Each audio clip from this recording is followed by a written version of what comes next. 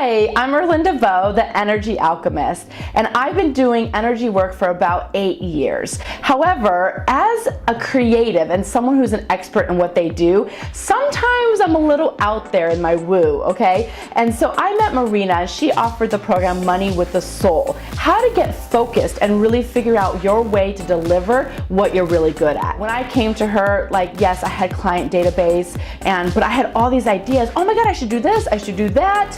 Oh my God, yeah, this and this and this.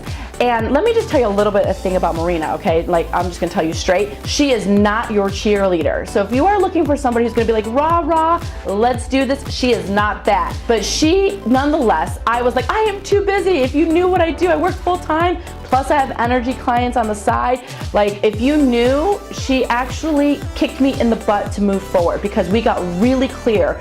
Okay, this is my way that I want to actually reach people. This is my one focus, and this is what I'm gonna do. So when you go from this expert and like all over the board and not really sure how to get clear, Marina is your person, okay? Money with the Soul, like tap into your soul, align your soul with your purpose out there to communicate, and she helps you do that.